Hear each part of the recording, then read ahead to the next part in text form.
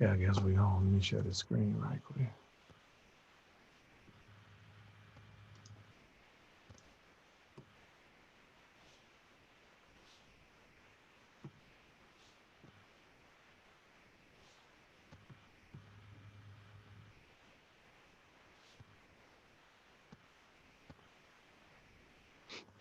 All right, here we go. Welcome to season 2 of All Things Music, where I'm giving you, the viewers and listeners, an all-access pass, and I'm pulling back the curtain on the music business. I've reached out to all my music business friends, and they've agreed to let loose and be real with me. So all aspects of their career, relationships, big wins, and hard losses, nothing is off the table. You never know where these convos will go, so hold on and let the hangout begin.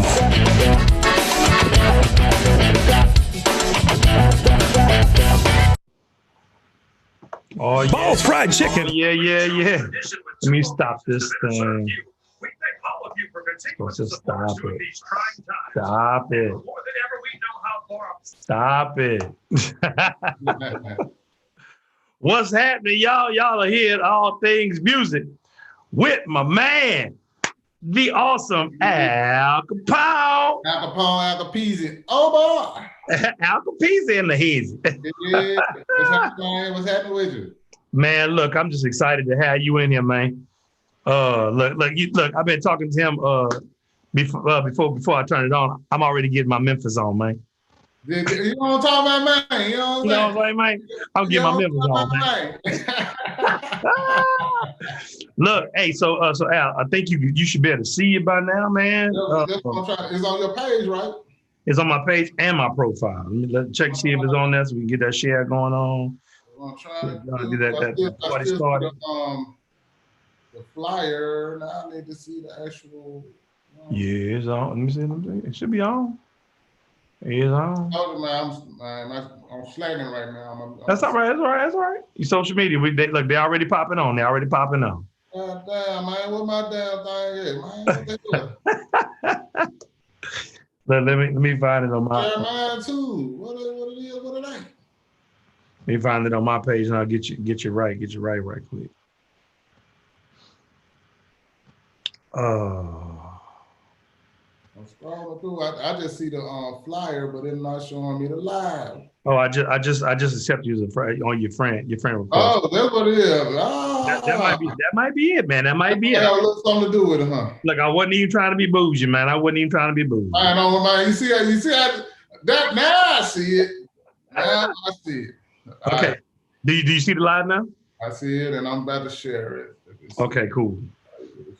Yeah, you see if you can do a watch party. Start a watch party? Yeah, see if you let you do a watch party. Let's see. All right. All right. Yeah, man, I'm excited. Hold on. When I do I see all I gotta do is start watch party. I ain't got start the watch party. No extra shit. Yeah, and I don't put no extra on there. Let it roll. Start the watch party. Just start the watch party. Watch party is about to begin. Yeah, and when they come in, once in a while, if you just take a look down there, somebody talking to you, you might want to answer the question if they ask you a question. Gotcha. Because that's what I'm gonna be doing on my end. Okay. So anyway, we got the man, Al Kapone from Memphis, Tennessee. Are you originally from Memphis? M-Town bound, man, all day, man, born and raised right here. Okay. I've been all over the place, but, born and raised in the M. For sure. Ain't nothing wrong with it. I mean, from my association with the Grammys, I've been in Memphis a lot for the last 4 years. Yeah. You know what I'm saying? And so, and matter of fact, I got to make sure, because somebody clowned me about that the other day.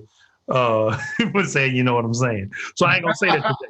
That's gonna be my charge. That's gonna be my challenge today. I'm not gonna say that. All right, that's what it is. You know what I'm saying? You want to put some money on it?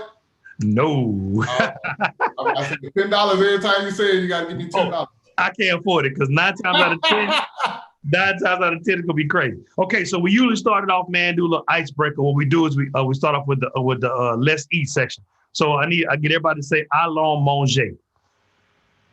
Oh, that's right. Allons manger. You say you from Memphis, bro. Why you couldn't know that Louisiana swag with it, cuz? Man, you know what I'm saying? But I rock with my cats out there, man, in Louisiana, real talk. Okay, so allons manger means let's eat. So I've been asking everybody what your favorite food is, man. What's your favorite food? Oh, damn. Oh, that's a hard one, man. I like. Come on.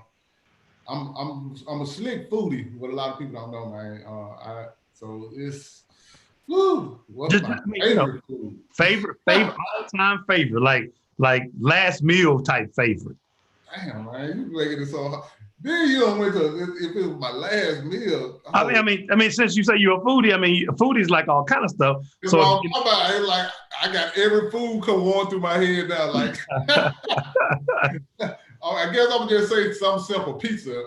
oh no, man, nah. Just don't look. Hey, bro, we backstage. You take your time. What is? It ain't no rush. Ain't no rush. The people want to know. You said favorite food.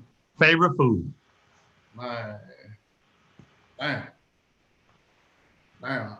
I'm trying to think what food do I consider my favorite food. I like all good fresh cooked food.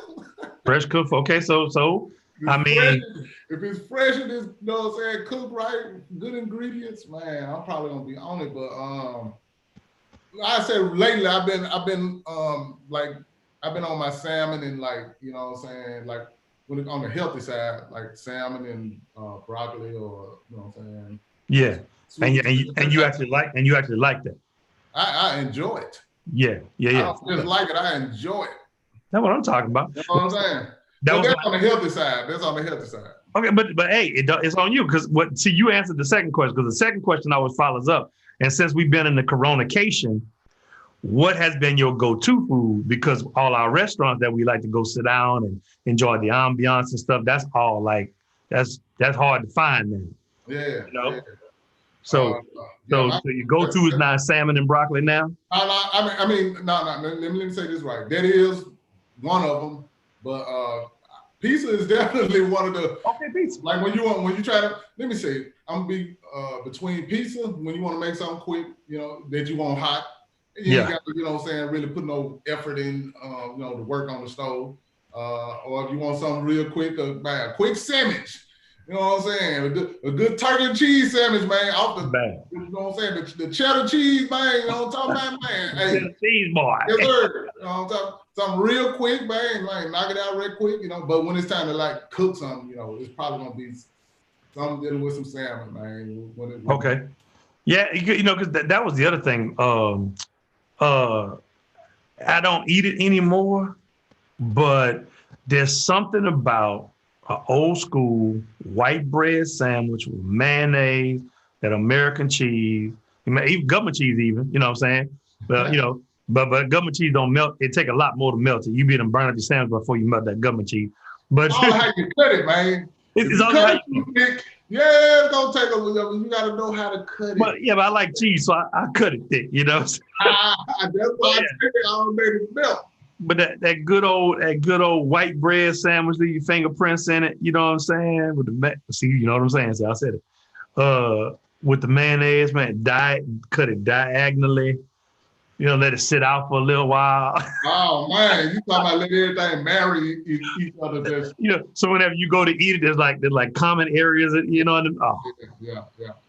I can eat a good 3-4 of them like it's nothing, huh? Like it's nothing, man. Yeah, you just took me back with that one. You took me back with that one. I mean, a sandwich is something, man, so it's so quick that, you know, it's easy to do. Yeah, but you know, whenever you change that lifestyle though, sandwiches ain't the thing, because I'm not eating bread now. Yeah. I understand. Yeah, if you're eating bread, you cannot eat a sandwich, man. So not eat the sandwich, you know, and the lettuce wrap just don't.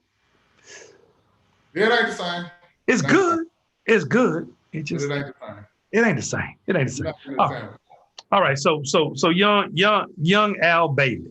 Yeah. Bailey's your last name, right? Yeah. All right. So young Al Bailey. What was young Al Bailey thinking about middle school, early high school? Say middle school. What was he dealing with? Rap. middle school, high school, man. I was a hip hop junkie. Okay, well, go back to elementary school. Go back before you did. When did you discover hip hop? When did you get into it? Like in elementary school. What grade, man? Man, 6th grade, man. Is when I first got in the group. Wow. The Pee Wee MCs. It was me and a couple of my homies. We used to deliver groceries for this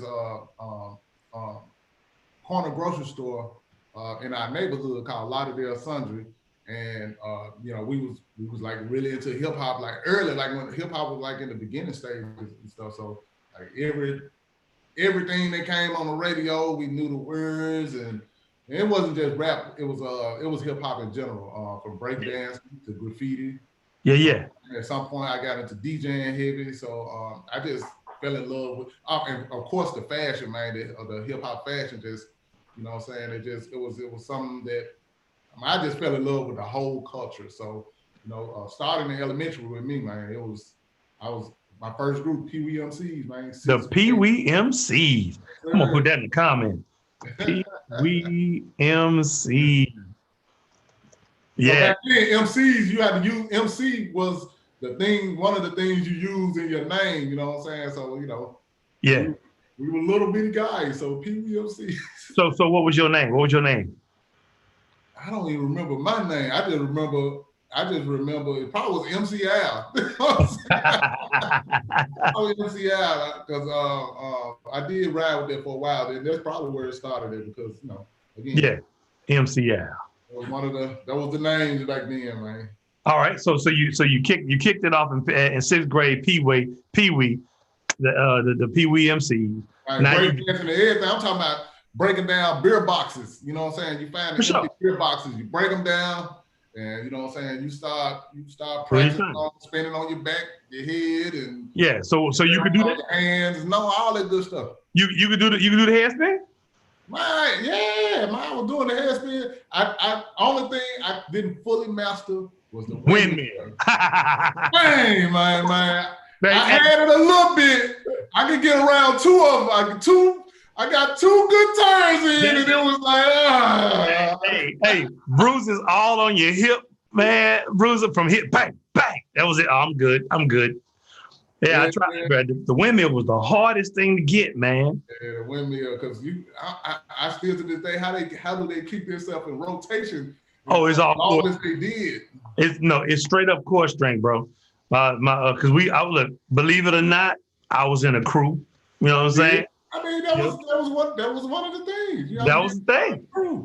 Yeah, bro. And here in Lake Charles, Louisiana, man, we had a break off at the Civic Center. It was man, look, I just forgot the name of our group. Anyway, we were Lake City something. I don't know what we was, but anyway, we won. Look, we did the human helicopter thing. Wow. You know what I'm saying? We did that. You know, got all the people, and then somebody was spinning up, did a stomach spin on my head. Y'all killed it then. Oh, we killed it. Now the other group was main attraction. Truth be told, they had way more better dancers as a whole. Yeah. When we came together and put that show together, then we had two Puerto Ricans. We had a Puerto Rican chick and a Puerto Rican dude. Yeah. And our windmill cats was on fire. Oh, it was. So y'all had that extra hip hop look and vibe, and then you was on point. Yeah, my name was Tiki Bop Shrimp. Say that again. Tiki Bop Shrimp, food. Tiki Bop Shrimp. I like something you go to Popeye and order right now. Let me get one of them Tiki Bop Shrimps. Hey, I'm about to get that thing copyright. Look, I'm telling you, man. I used to have that pop game down pat, man. Do that. Do that man. That bebop. Oh yeah, man. I was getting it. You know, did I get a knee spin, the back spin? I could do it. But then when it came to that windmill, so you had that windmill problem too, huh? Oh, what? I never had that much core strength. Yeah. Never did. I'm gonna get that one day before I die. Hey, I'm gonna watch you do it. I need my body parts right now. I ain't doing nothing crazy. Hey, we had a family reunion a couple years ago, and the kids were doing stuff, man. You know, they was doing their thing, and they started to dance off. I say, watch this. I got one move, and I'm coming out of left field with it. Right? Yeah. I went out there. I said, and then I went down there. And I went on a backspin. Yeah. Oh, it's over. I got up and walked away like that. Yeah. Went to the back. I was like, damn. Never let them see you sweat, Never let them see you sweat, cuz. Never let them see you sweat. So okay, so you get to middle school, you already in it. You already in it. Yep. Right? Ron Conant, I think it is. Ron Conant said, now you talking my language, 80s rap, hip hop, punk, funk. That's right. Yes, sir. Yeah. Yes, So so we get to middle school. Now you left Pee Wee MCs, they had to have broken up over irreconcilable difference, created differences by that point. Yeah, I guess so. In other words, somebody became an athlete, somebody joined the band. Hey, man, I just realized I had posted. I just realized, I'm like, hold up. That's all right, bro. That's all right. It's all right. More stuff, man. Let me click this button. That's all right, man. You know. I guess it's officially on my page now. Okay. I guess. Ain't nothing wrong with it. I guess we'll see. Look, and it don't matter if it ain't. You can always share it afterwards. Okay, say no more. It works that way too. Okay, so you got so now you're in middle school. Are you an athlete at this point? You a scholar? What's your thing? What's your? Okay, so first and foremost, I'm gonna back up a little bit. Elementary, I was a scholar, even though I loved hip hop. Okay. Like most people didn't. They probably didn't. Most people in my school, they didn't know I was into hip hop like I was. Only the people that I went to work with when we was delivering groceries, they knew. But most people, I was a scholar in school, and I had the curl. My curl was like when Michael Jackson came out with the Thriller album. My curl was the length his curl was at the time. Yeah, my curl was the exact same length. So I looked like a little Michael Jackson, you know what I'm saying? In elementary. So did you have to move? Did you have to move? Yeah, man, I learned how to do the Thriller, the routine and everything. Because I used to have to be Michael Jackson in the crew. Right. So, hey, so yeah, I guess I'm saying that to say I was a scholar in elementary while I was into hip hop, and of course, speaking of Michael Jackson, I was into entertainment in general. But by the time I made it to middle school or junior high, I wasn't a scholar anymore. But I was still loving hip hop. I would say that. I wasn't. I'm gonna tell you this is what I think. Coming from elementary to middle school, it's like almost going into a different world, a different lifestyle because you pretty much in one class the whole day in elementary. Mm-hmm. And when you make it middle school, you get to go to different classes throughout the day. That means you get to interact with different people in the halls. And then I'm into hip hop, so we beatboxing and rapping through the halls. You know what I'm saying? In the bathroom, you go in the corner and beatboxing when you get that real deep bass in the beatbox. Because it sound good. Man, it's extra acoustic sound. And so, we rapping and everything in the halls. And that's when the girls are looking like extra, you saying girls you ain't never seen before. I ain't never seen before. Everybody from different neighborhoods and stuff. So, the academic part kind of got weak, man. I was into social then. It wasn't about academics no more. It was all about social. Hormones raging. You know what I'm saying? All of that. So between hormones raging, hip hop love just got even deeper. Then you're meeting other people. Then since I was so in tune to hip hop, I kind of stood out because I knew hip hop and I knew how to rap. Like I used to, a lot of people didn't know how to put fat laces in, and I knew how to put my own fat laces in, and really represent. Back up. All right. I know what you're talking about. Ron Conant know what you're talking about. Let everybody else know what you're talking about. What, the fat laces? Yeah.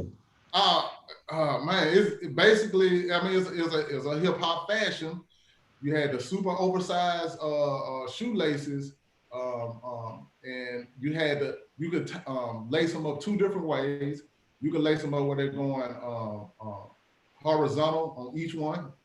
And I learned it on my own. Like, man, I'm gonna figure out how to do this because I'm looking at the fat boys, man, with their shoelaces, and like, man, I gotta have my shoelaces like that.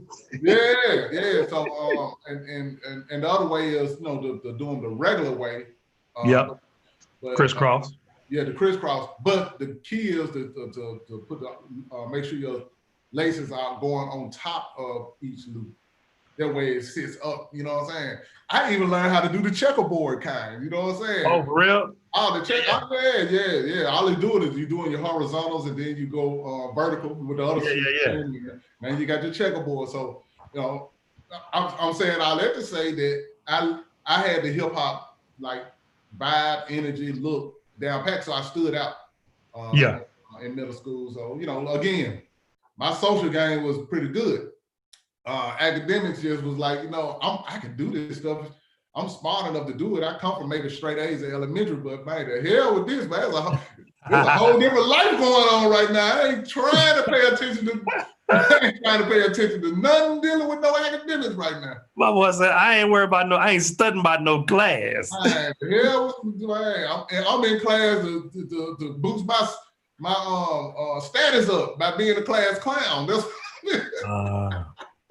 Hey, bro. Man, I'm not. Hey, if you're young and you're watching this, I'm not advocating that, but I'm just keeping it 1,000 out. That's what I was with it. Hey, man, you being real. Hey, this it. We backstage, bro. You wouldn't be playing back. You be telling the truth backstage. Oh, yes, sir. That's it. So middle school, we just forgot about class. We were just in there good enough to be in there. Because that's what the girls were. Man, exactly. You know what I'm saying? Hey, great times. I just say that. So in middle school, did you play sports? I did not play sports. I played sports not in school. I played sports. Rec ball. Huh? Rec ball? Recreation? Yeah. No, after school at home, we'll play football and not organized. Okay, not organized. Y'all go just play. Organized. It's just like hood football, you know what I'm saying? Did you ever play scramble? Kill the man with a stick? Because we didn't have no ball, we had a stick. No, we hey, you got me on that one. No, we had a ball. We actually had a football. Hey man, look, I came here to Lake Charles, man. Shout out to Riverside Elementary, River Rats. That's right, all you River Rats. What's up?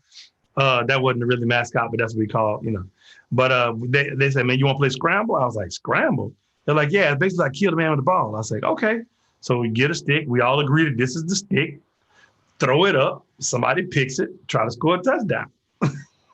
Hey, you got to do what you got to do. That's all I got to say. Hey, man. You got to do what you got to do. It was fun. I mean, we were crazy as all outdoors for doing something like that, but it was fun. Yeah, it was fun. Okay, so you're doing that. So PWMC is gone. So you're kind of floating, going between DJing and dancing and Michael Jackson. And when did you lose the curl? Or did you not lose the curl too? Man, the curl kept growing, man. Come on. Nah, the curl don't go nowhere. It gets better and better, actually. Yeah, man. I let the soul glow and let the soul glow and grow. You hear me? Oh, come on now, man. So it got longer and longer and longer. Man. Yes, sir. I wish I had a pick. I wish I had a pick. I knew we was going there. I would have sent you one. I got them. You know what I'm talking about? Like, for real. Now, my curl, I didn't get rid of my curl until, it was probably like maybe 3 or 4 years. About 4, I said about 94, 95, I was out of high school when I finally let my curl go. And folks was upset with me when I did it then. Come on now. That was your trademark.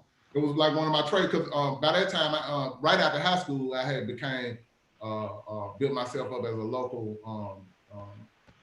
I hate to use the word local star, but my name kind of got out there. I mean, you had some swag locally. Yeah. So I got out there. Or DJ. No, that was from rapping. I kind of popped off by that time, and my curl was a part of my persona. And actually, it wasn't even a Jerry curl then. It was. We gonna go back to elementary, but we passed high school right now. Yeah. It was an S curl by then. No, sir. What was it? Man, might step your game up, man. It was a perm. No. I ain't go. Did I ever do a perm? I don't think look, it's Memphis, man. You ain't had no perm, man. I can deal with you talking about. No. But it wasn't a Jerry curl. It wasn't an S curl. It wasn't a profile curly kit. What was it? It's 2 levels you have to go up. Hawaiian silk. Okay, I remember Hawaiian silk. And the Nouveau curl. Nouveau. Yeah, they had a whole band. Was it Club Nouveau? Yeah, so I had a Nouveau curl. I went to Hawaiian Silk, then I went to Nouveau curl because the Nouveau curl, the waves was like, the curl was like deep waves. Make you sick. Yeah, so, and if it's long, you know what I'm saying, almost like you got this long good ass hair, and it didn't leave stains like a curl. You had to spray a lot of activate on it. Yeah. Nouveau curl, you lightly put some stuff on it, so it didn't. You know what I'm saying? It was more dry. I put it right. Yeah, it looked more natural. And it still looked shiny as if it was wet, but it wasn't wet. See, we getting curl etiquette. Oh man, come on, man. Hey, there's levels. Hey, there's levels to this. There's levels. Trust. It was levels to it, man. So we go back to elementary now. We were talking about the curls, so I had to give you. Oh no, you do it. I was blessed to have the curls, but mine was natural. But you see what happened when you had them good stuff when you're young? It just leaves you. Just don't quite curl all the way over in a C no more, huh? Well, yeah, it just started sticking like right up in here. If I let it just comes to stick up. That's it.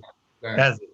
And I don't want to be no curly sides George Jefferson, so I'd let it go. No, don't do that. Had to let it go. You know what I'm saying? Look like I should have my pants way up here. Oh, damn. But okay, so now you start going. How do you become the local name?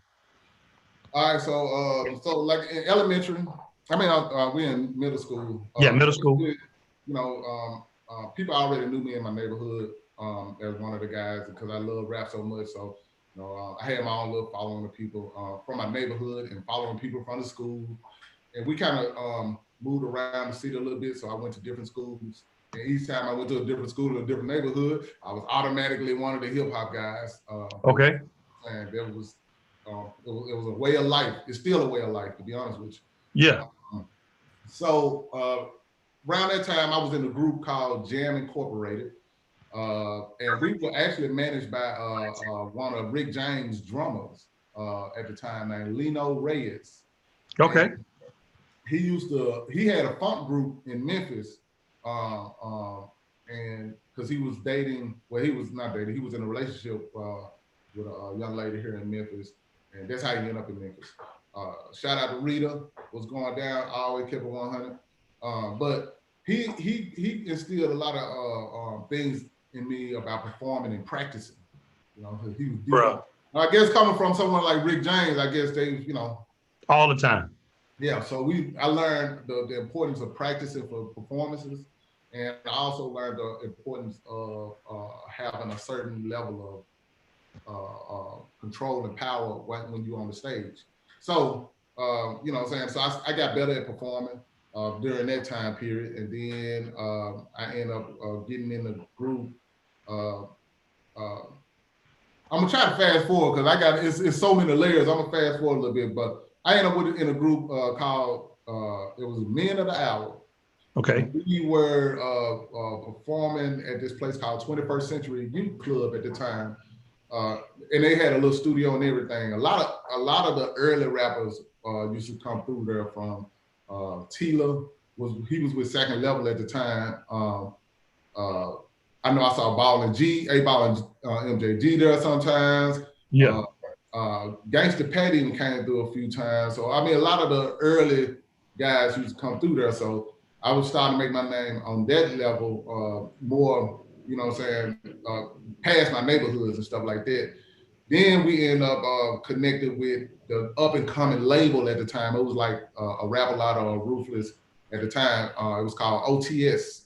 Okay. Rapper Gangsta Pat had blew up. He was like the first Memphis rapper to really blow up on a nationwide level. Mm-hmm. And a lot of us end up going there. And again, A-Ball and MJG, to DJ Squeaky, to like I said, myself, Men of the Hour, Tila ended up coming there with doing some stuff with Gangsta Pat. I can name people forever, DJ Zert. I mean, there's a lot of like early pioneers of Memphis rap that came to that particular studio. And we all really built our names like to the next level, working in that studio and performing at the clubs at the time. One of the clubs was called Studio G. Another club, Memphis. So we performing, you know what I'm saying? So we did, start building our names up and, until everybody got a chance to pop off. Okay, sweet. So what we're gonna do, we're gonna take a little break right there so we can finish it. Let the sponsors get their shine on right quick. Yes, sir. And we will be right back because I got some more good stuff with my boy Al Kapone. Oh, boy. Ball's Fried Chicken, a Lake Charles tradition with 2 locations to better serve you. We thank all of you for continuing to support us during these trying times. Now more than ever, we know how far our perfectly seasoned fried chicken, fish, or seafood will go to satisfy your cravings or just give you a little comfort. We are serving all of our menu classics to go until we get the all clear. So call ahead or stop by our Enterprise Boulevard and Common Street locations and get the taste you crave. Ball's Fried Chicken, a Lake Charles tradition.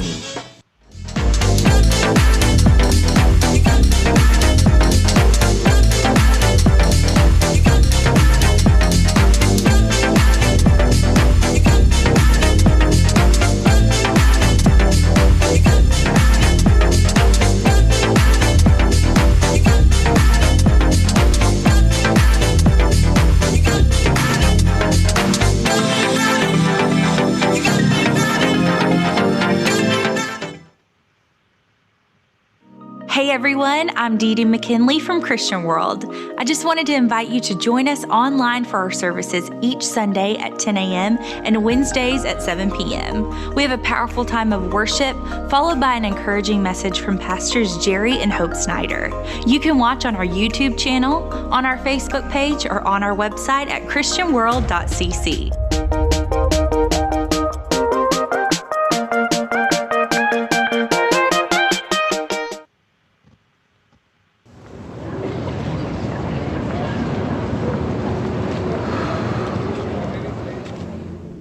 I understand that we had a deep connection, yeah.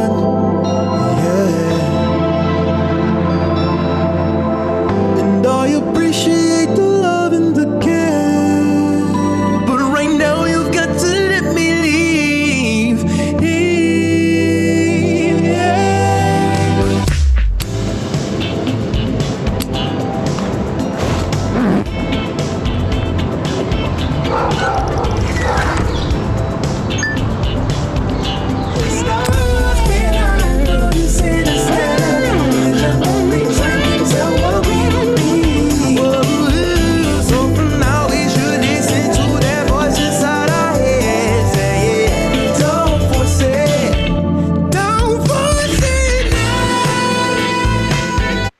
Oh, yeah. We back with Al Kapone. Man. What's up? Hey, man, your commercial game, man. Hey. Come on. I like what you're doing, my guy. Thank you, man. I appreciate it, man. I'm gonna start getting some more people. I just, the corona, I haven't been wanting to press people for commercials and like that. So I just been kind of just, helping and blessing out folks. But yeah, man, thank you. I look good, man. Your transitions are on point, man. It's like we on regular TV right now. Come on, yeah. You know what I'm saying? And when I can, I said it again. Stop. I'm gonna work it out. Then whenever I can take the time to get the bugs out them other 2 programs I was using, we gonna work it out.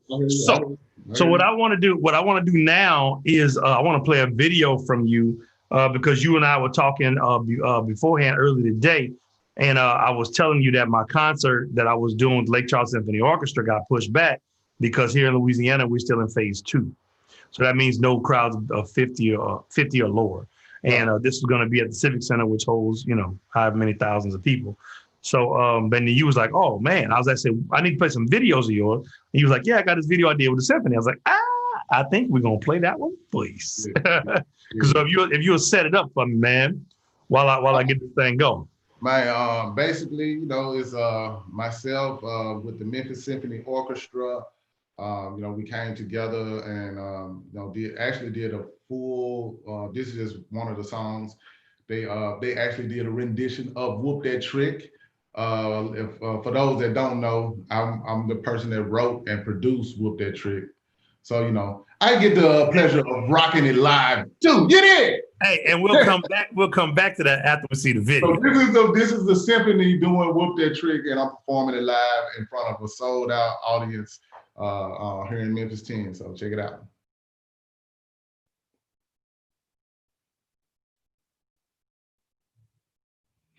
Oh, do I need to keep talking? I got to keep it going while you get it ready?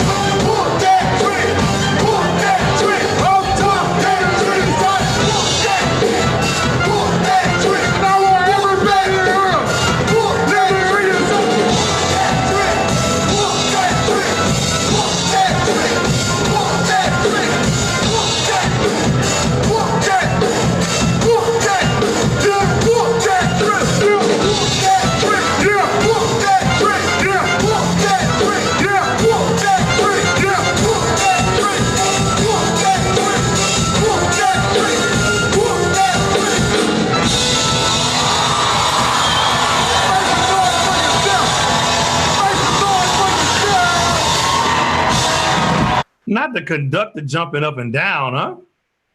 Not the conductor jumping up and down, huh, bro? Hey, man, he it's one of the rare times he get to, you know what I'm saying, turn up, you know what I'm saying? Hey, bro, that fool was crunk. That fool was crunk. Speaking of crunk, don't Memphis have something called crunk? Yeah, man. I mean, you know, like the early Memphis rap scene, when you go back to the late 80s and the early 90s, we had this chant that we used to say, and it was called Get Bug. You know what I'm saying? And it's the same thing as Get Crunk. We Right. said Get Crunk sometimes too. We said Crank It Up sometimes, but we didn't run with the Get Crunk. We was more like Get Booked. So Memphis is more like Get Booked. as in Get Buck Wild, you know what I'm saying? I know. That's a whole nother thing.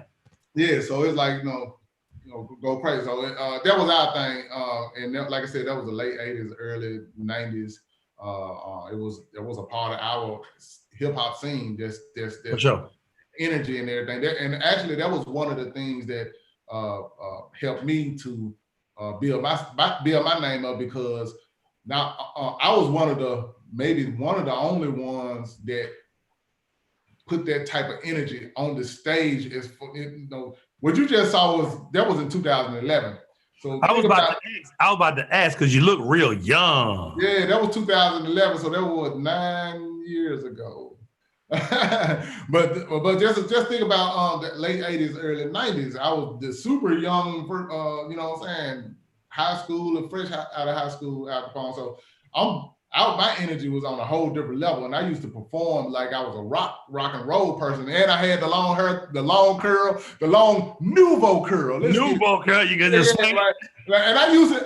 It was a part of my performance, because I'd be up there like that, like I was a rock star, so my curl just going everywhere, and you know what I'm saying, man, the women loved it, and the energy I portrayed was the Get Buck energy in the form of a live performance, and it really helped put my name out there because I stood out during those times. So Crunk, the predecessor, I mean what came before Crunk was Get Bucked. And of course, at some point, ATL, man, they shine super hard. Lil Jon, shout out to my guy Lil Jon. You know what I'm saying? He put the extra stamp on the word Crunk, and you know what I'm saying? Okay. Man, the nation and the world, man, they gave them the baton for that. But I just like people to dig a little deeper and go do a little more of their history, and they'll see that what I'm saying, Memphis was on Get Buck. You know what I'm saying? Like I said, late 80s, early 90s, and I got video footage to prove it. And it was basically Crunk, but it was Buck for us, Get Buck. Yeah, but because see, I just actually, since, like I said, being in the chapter, going up to Memphis and spending all that time, man, just discovered a whole new thing, man. Like it was to the point, and I think I was watching something. What's y'all got on that DJ something? Superman. Is it DJ Superman? Yeah. If that's what you're talking about, we do have a DJ Superman, my homie Chris McNeil. Yeah. He was he like the most famous one? Hold on. You probably talking about Spanish Fly. Maybe. All I know is as far as like, what I'm saying, DJs that kind of has a legendary name like worldwide associated with the hip hop music of Memphis. Yeah. That would probably be DJ Spanish Fly. Okay, he was the guy that started with the mixtapes, and he was selling them, and then like So there was like at one point, even if y'all had like a major artist, R&B or hip hop artist come through, nobody wouldn't really like shine for them unless y'all had a Memphis artist in the house.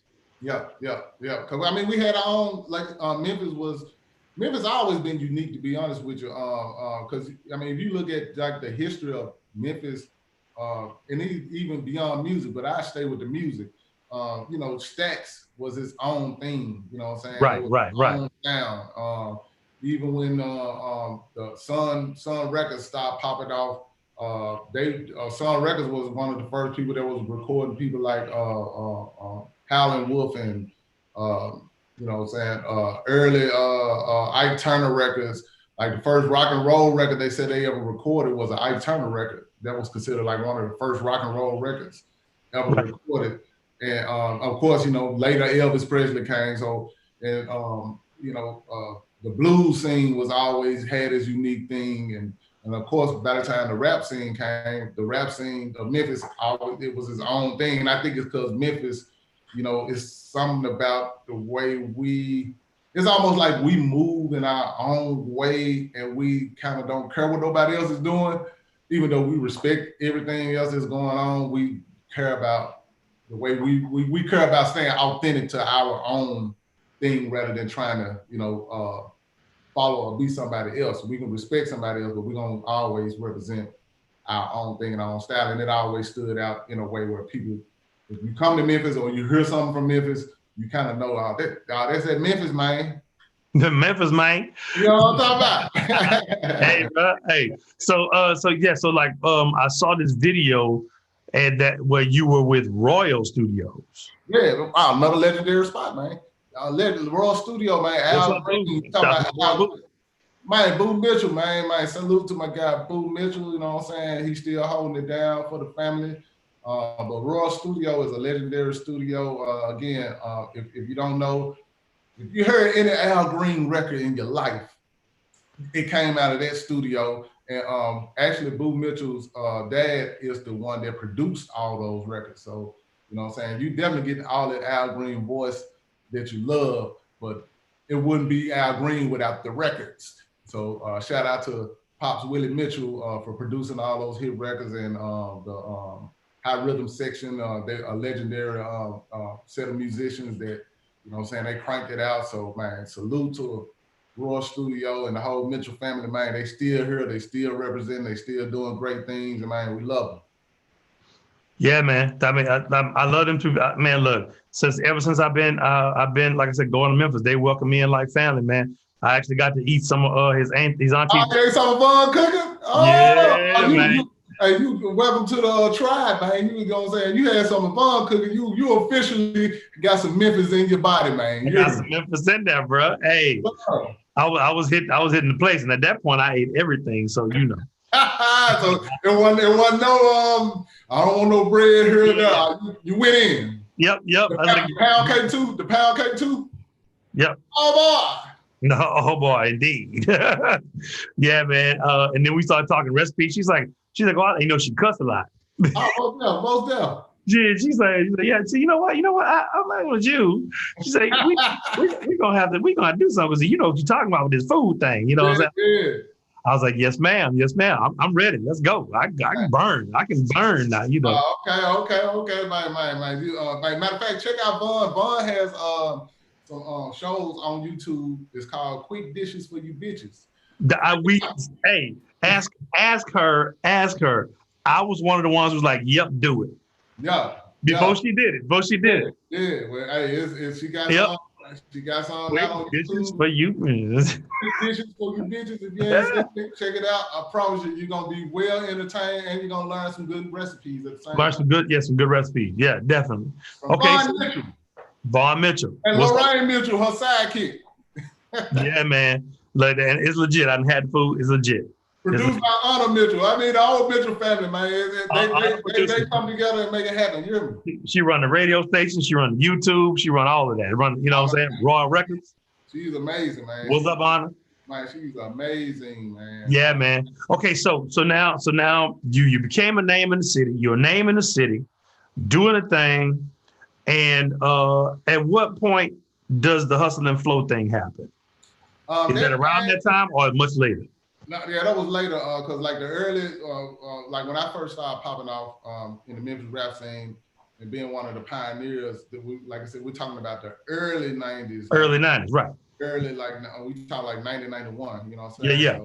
So, we kind of going out we performing in Memphis, then we kind of spreading the sound around in the surrounding areas in Mississippi, Arkansas, and other parts of Tennessee.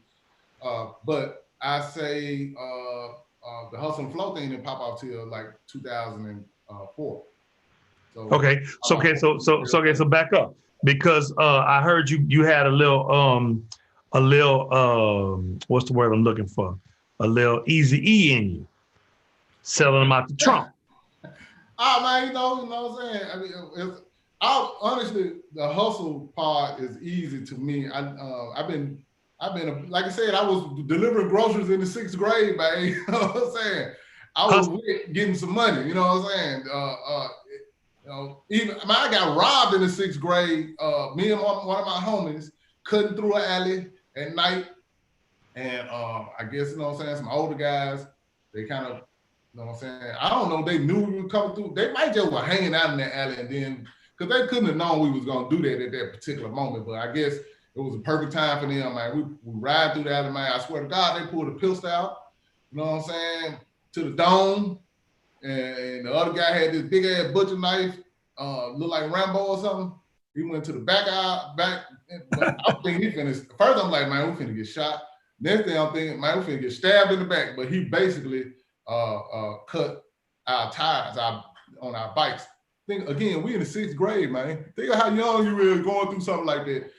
And, that'll change. But did that affect the way you rolled after that? Nah, man, I went back to work. I just don't do no dumb shit like riding through no alleys at night no more. It just let me know how real, you know what I'm saying, that it's all about watching. First, you got to watch your surroundings. Yeah. Don't put yourself in situations that, you know what I'm saying, that you know, something like that can happen. Don't go through an alley at night. To use your phrase, whoa boy. Oh boy, I mean, don't do that. Don't go in no alley at night. So, you know, it didn't scare me to not. I'm like, it just made me smarter and wiser. But I went back to work because it didn't kill you. It didn't kill you, so it made you stronger. It made me stronger, made me smarter, made me wiser, and I stayed on my hustle. I'm saying that to say that even that wasn't gonna stop me from hustling. You know, right? So by the time the music business and stuff started popping out, you know, it was just another form of hustling and everything. And you know, even before the music business, he just on some street hustle. Anything dealing with some hustling and getting, you know what I'm saying, trying to get some money or flip some money, whatever the case may be. Sign you up. I mean, I was never scared to do it. I'm with it. You know, whether I know what the hell I'm doing or not, I'm finna figure it out. Right. Once you put that money on it, got to figure it out. I'm gonna figure it out. Yeah. So now you what was your first album that you produced? The first album I produced that you made. First album you made and started selling. And was it out the trunk? Did you have a car or was it on your bike? How do you say you a hustler? Let's get it all out. Let's get it. No. It was I had this this 3-4 song maxi cassette called Lyrical Drive-By. That was the first thing I ever put out. But actually I put it out with my homie Larry Clark, who was working with and it was in conjunction with one of my early heroes of Memphis rap, Gangsta Pat. Okay. You know, honestly, at that moment, my name was already hot, and I had a song that was already hot that had circulated through the mixtape scene. So by the time I put the tape out, the record store was already waiting on it. You know what I'm saying? So what was the name of the song? Remember the name of the song? Lyrical Drive-By. Lyrical Drive-By. Is that out? Can they get it now? It might be online somewhere, but you know. Look, hey, Mr. Hustle. I got the originals. I'm you know what I'm saying. We're gonna... Hey, Mr. Hustle. Here's an idea. Why don't you put out stuff you had that they couldn't get from back in the day? I'm assembling everything. You know what I'm saying. I got old songs. I got old video footage. I got like I've done a documented my history in rap, from music to footage to pictures and everything. So. Yeah, I'm compiling a whole lot of stuff, and documentary coming. Man, I got a lot of stuff, and you know, and I'm gonna tell you this something about me. I don't like to speak too much. Okay. Until I'm about to pull the trigger. I'm sorry. How about this? More grind coming. More grind, definitely. More hustle coming. Hands down, man. More grind coming, man. And you will know when I say I'm about to do it. It's probably about to happen either in a few minutes or tomorrow. You know what I'm saying? Ain't right. Talk about it then 2 months later, or a year later, like I thought you gonna do it. That's how I move. Because they got a lot of folk who do it like that. Yeah. When I'm pulling the trigger. It's like, okay, I'm pulling the trigger. Well, you know, and since we backstage, do you? Because I'm kind of the same way. Because right as we speak, I had to pause. In the middle of like what's old boy name? I'm stuck in the middle of. Is it Johnny Taylor stuck? Johnny Taylor? Oh yeah, that's how I probably some Johnny Taylor. Yeah, stuck in the middle of. So I'm in the middle of finishing up an album that's going to be out on the 28th of this month. We recorded it Saturday. Gotcha. All the instrumentalists are fine tuning they parts, send them back to me. I got to go re-sing, play my accordion on my joint, on them joints and get them ready. I'm about to get the cover ready.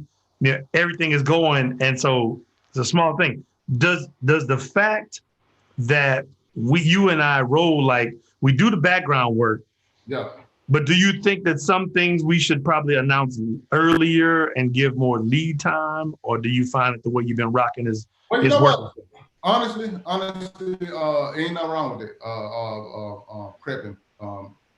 It ain't nothing wrong with it if you got the product. You know what I'm saying? Right. Because if you prep it and what if you get demand like faster than you was ready, than you realize?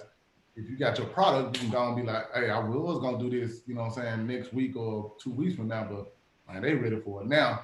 You can move, you know what I'm saying? Whereas if you announce something and you ain't got it, got all these ducks in the line, and then the demand is right there, and if you don't know how to capitalize on the demand, and then you wait and try to move in, and like, you miss your opportunity. So it ain't nothing wrong with prepping, long as you got your product. Like right now, I got some product right now that I ain't even gonna talk about. Speaking of hustle.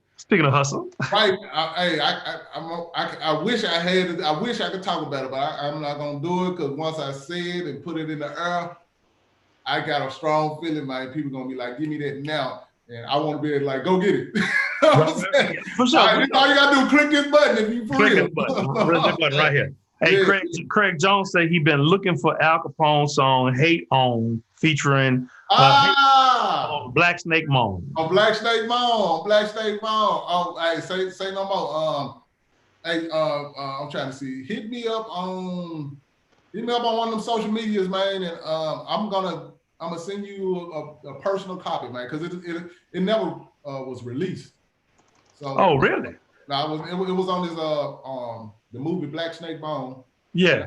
I do have people ask me about that from time to time. So, yeah, I got you, homie. Just reach out to me on one of my social medias, and what I'm saying, I get your email address, and I send your personal MP3 on your guy. It's on me. Come on, Craig. You heard, hey, Craig. Hey, if you waiting on him, you backing up. Yeah. If you waiting on him, you backing up. All right. Speak. What they say? Asking you shall receive. Asking you shall receive. That's right. Okay, so we got time for some more music, man. I'm gonna play M's Up because you from Memphis. I'm playing the clean version because I'm sure the other version is probably a little more graphic. Probably not too bad because I ain't seen nothing you did that was real bad. Yeah. On video, that is. Yeah, so we're gonna rock this for it right quick. M's Up. I did a dirty version of the video, so you good. Yeah, right. It said clean version. So I said, well, I'm gonna play the clean version on this one. Here we go, y'all.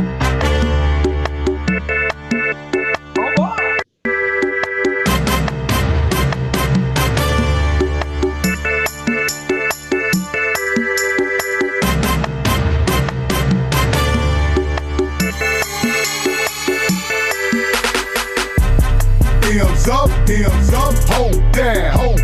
Ain't nobody reppin' like I rep my town. Ain't nobody reppin' like I rep my town. Hands up, hold down. Hands up, hold down. Ain't nobody reppin' like I rep my town.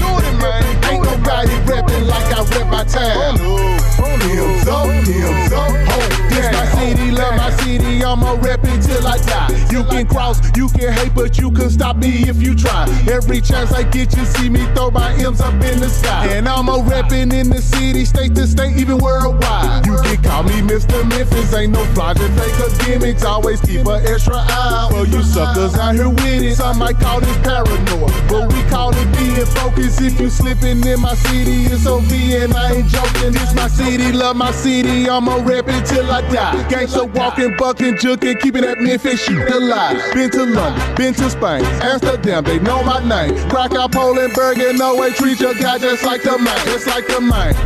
Hands up, hold down. Ain't nobody reppin' like I rep my town. Ain't nobody reppin' like I rep my town. Hands up, hold down. Hands up, hold down. Ain't nobody reppin' like I rep my town. Ain't nobody reppin' like I rep my town. Hands up.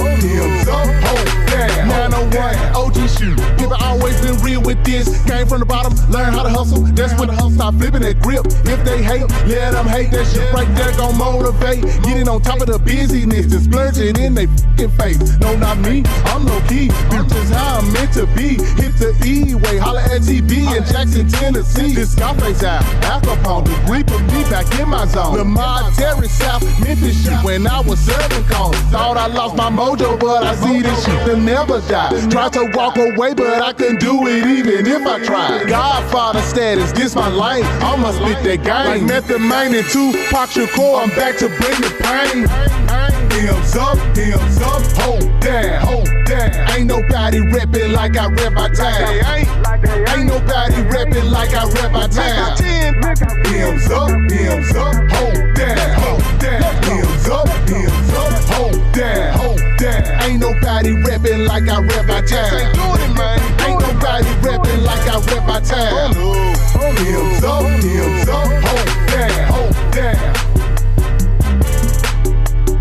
Yeah, it's Al Capone, Al Capone, oh boy.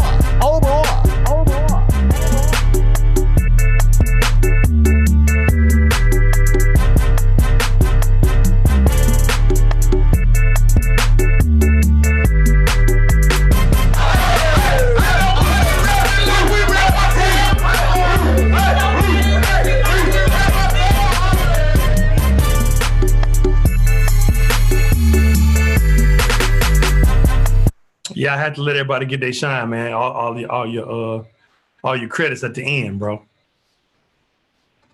I had to let everybody. I need to unmute you. Let me see. Unmute you. On your thing. I muted it for the video. Gotcha. Yeah, man. So I heard that you said never catch me slipping because I'm always on the swivel, something like that. I rap what I said. That's all right. That's essentially what you said. Craig said, "What's up, Craig? Get in touch with Al on social media, and he gonna email you that song." Now I done said it, and if you miss it, that's on you. That's on you.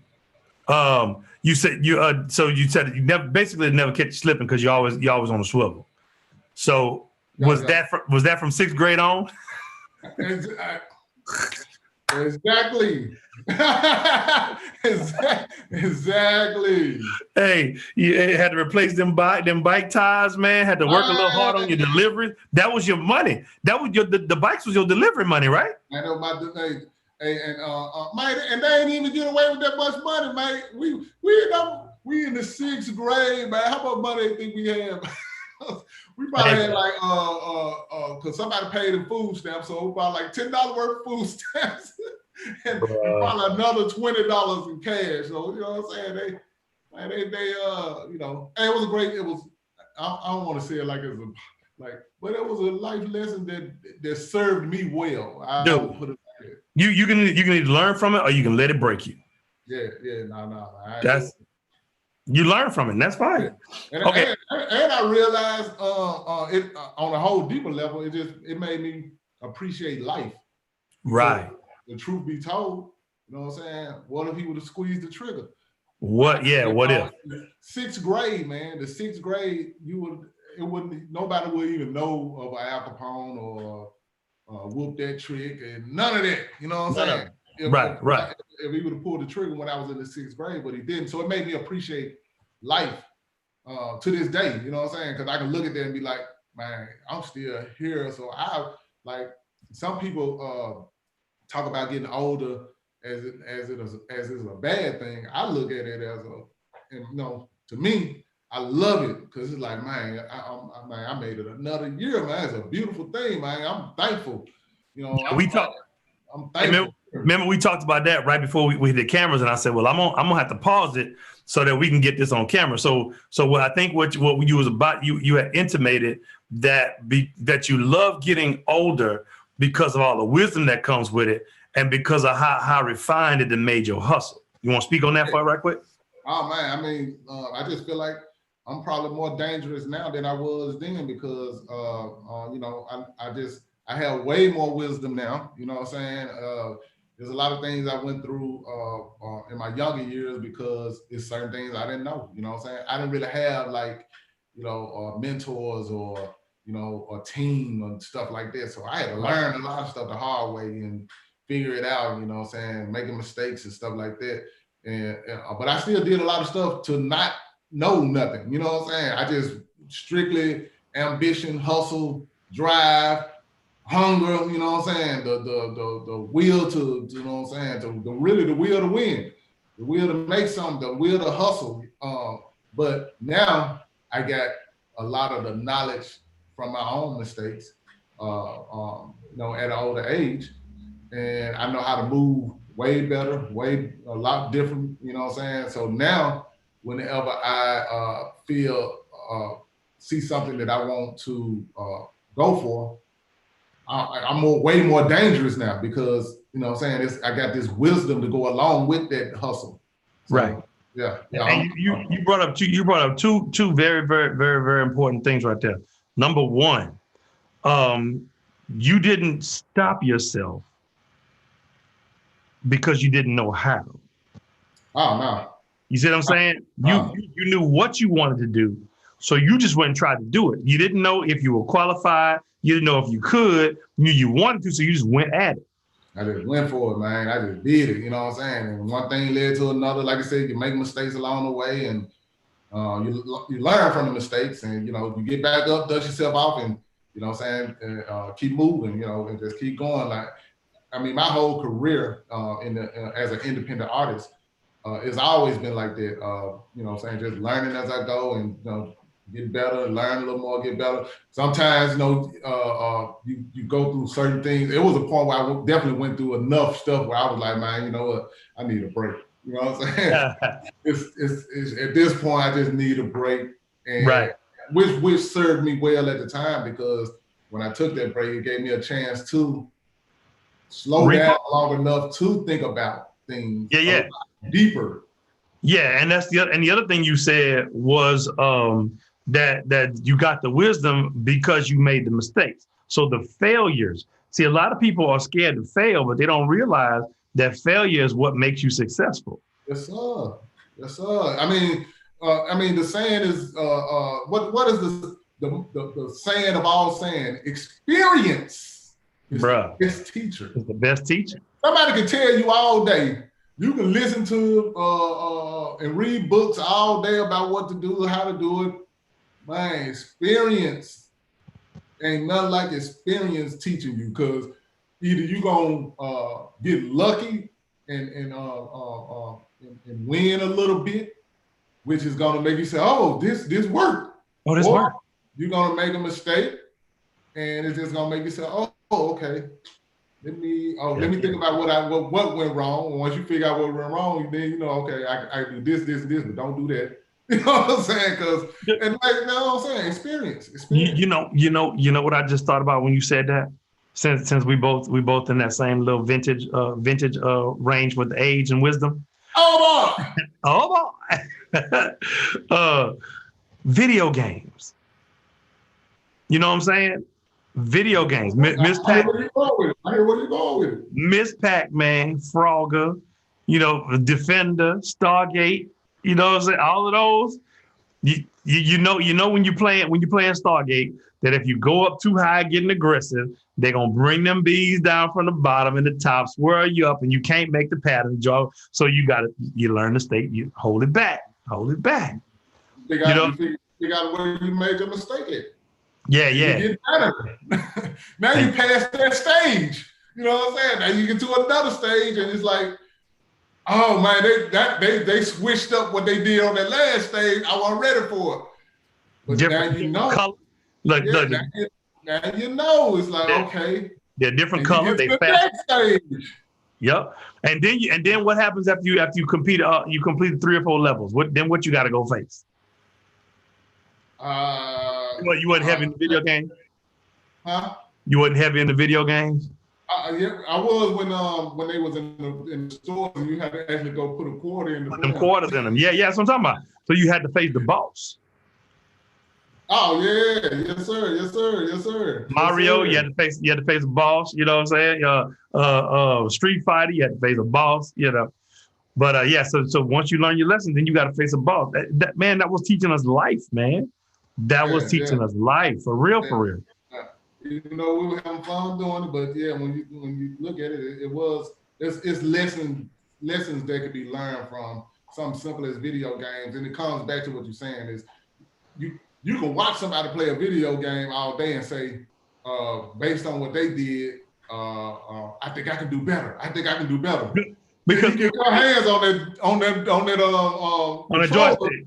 Yeah, once you get your hands on it, and we looking around as easy as it was when you were looking at them. You know what I'm saying? Hey, we looking over your shoulder. Man, come on, man, look. It requires some skills now. It requires some actual skills. It requires you doing something, not just spectating. Man, hey, Al, look, let's vamp on that.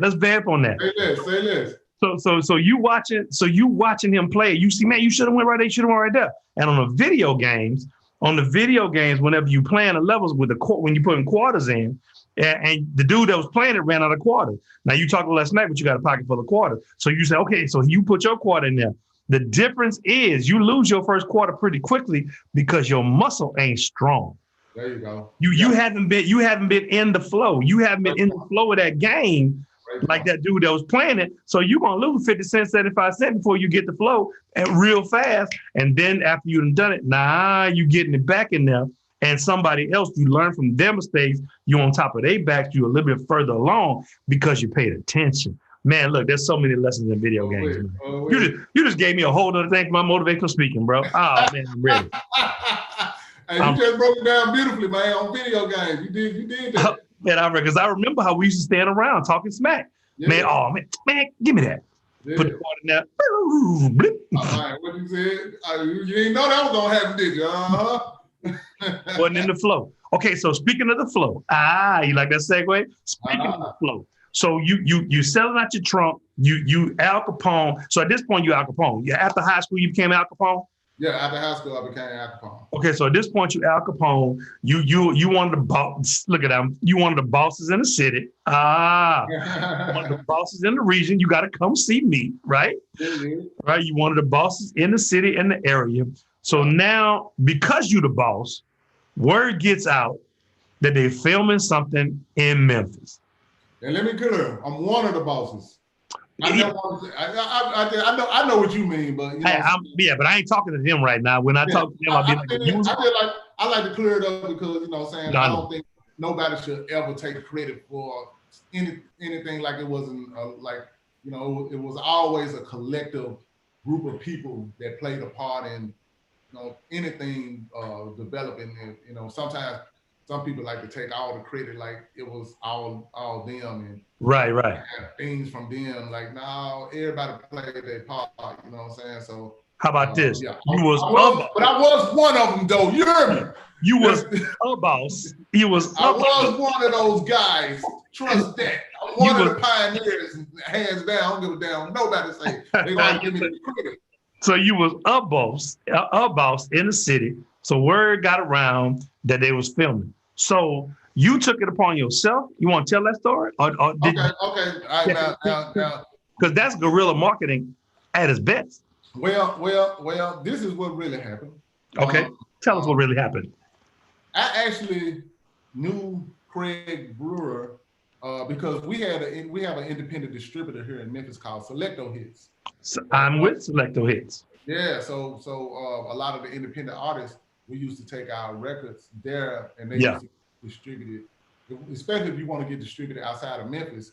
Like if you wanted to do it in Memphis, you can hit the record stores up yourself. But if you wanted to go beyond Memphis, Selecto Hits had a distribution network that can get you out there further than Memphis. It was Selecto Hits and Gonzalez. Yep. Gonzalez was one of them too. Yep. Who was there in Texas? There was somebody in Texas too. I went to their warehouse. It's a big old, huge warehouse too. H-Town, where y'all at, man? Come on, tell us. I can't think of but they was one of the big players at the time. Yeah, but it was 3 points of distribution. It was Gonzalez, it was them in Texas, whoever that was. I remember going over there and Selecto. It was Southwest, was it? Southwest.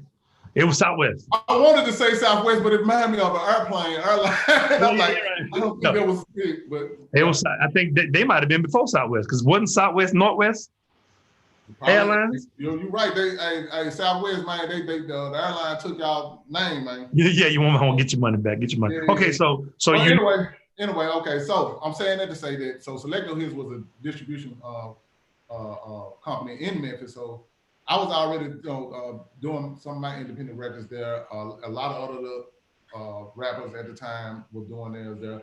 And Craig was like a filmmaker, independent filmmaker. So he was doing some independent film distribution. So we ended up meeting each other through that outlet.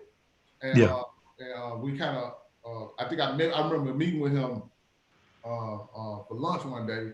And he was kind of telling me about some stuff he was trying to do. He mentioned Hustle and Flow.